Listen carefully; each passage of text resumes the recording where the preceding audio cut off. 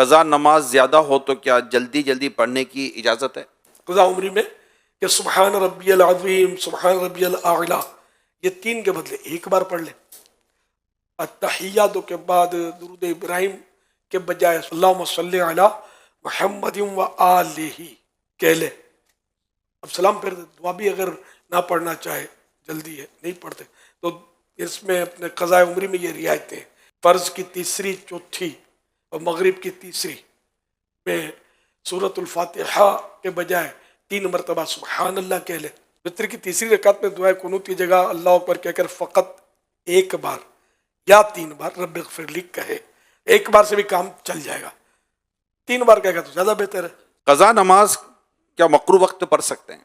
3 اوقات ایسے نا، جیسے ابھی سورج ابھی عصر کا ٹائم ہے تو غروب آفتاب سے 20 منٹ پہلے کوئی بھی نماز نہیں پڑھ سکتے، قضا بھی نہیں پڑھ سکتے۔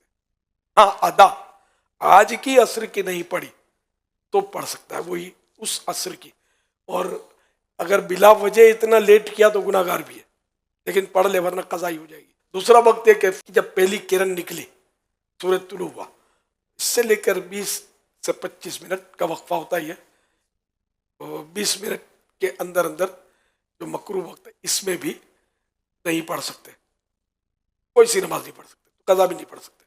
اور تیسرا یہ کہ سورج نصف النہار شری، جس کو عام طور پر زوال کہتے ہیں، سورج سر پہ آتا ہے، تو اس کی کوئی عموماً 1.25 گھنٹے کے آس پاس ٹائم ہوتا ہے، تو اس میں بھی کوئی نماز نہیں پڑھ سکتے، اس کے علاوہ پڑھ سکتے ہیں۔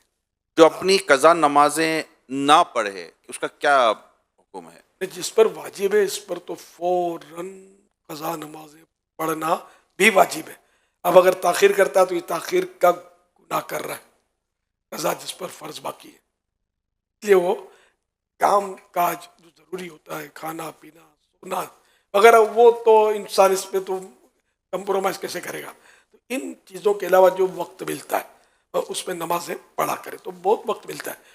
ڈیوٹی بھی لیتے اگر کتنی 8 گھنٹے کی ہوتی ہے، 16 گھنٹے آپ کے پاس ہے، سونا کتنا ہے، سو کے کتنا سوئے گا، جو اس کی ضرورت کی نیند ہے وہ بھی پوری کر لے۔ کتنی دیر تک کھائے گا بھائی، کیونکہ چند گھنٹے اس کو مل سکتے ہیں، نکالنا چاہے تو قضا کرتا رہے۔ قضا نماز بیٹھ کے پڑھ سکتے ہیں؟ نہیں، قضا نماز شرعی عذر نہ ہو تو بیٹھ کر نہیں پڑھ سکتے۔ جو نماز قضا ہوئی کیا اسی وقت میں اس کا پڑھنا ضروری ہے؟ نہیں، یہ اپنے اب اس قضا عمری ہے کسی کی تو وہ حساب لگا لے اپنے، کہ مثال کے طور پر 10 سال کی قضا ہے کسی پر، 10 سال کی قضا میں وہ چاہے تو 10 سال کی فجریں پڑھ لے، پہلے 10 سال کی ظہر پڑھ لے، اس طرح پڑھتا رہے، یا پھر یہ کہ 5 کر کے فجر، ظہر، عصر، مغرب، عشاء، فجر، اور وطر بھی پڑھنے ہوتے ہیں، عشاء کے فرض اور وطر یہ سب قضا ہے۔ تو اس طرح یا تو یوں پہلے ساری فجریں، ظہریں، عصر یوں پڑھے، یا پھر یوں 5 لیکن یہ ضروری نہیں کہ جس نماز کو قضا کر رہا ہے اسی نماز میں، فجر ہی میں فجر قضا ہو سکتی ہے، ظہر ہی میں ظہر قضا ہو سکتی ہے، ایسا نہیں ہے۔ جمعہ، عید یا تراویح چھوٹ گئی، نہیں پڑھی تو اب کیا کریں؟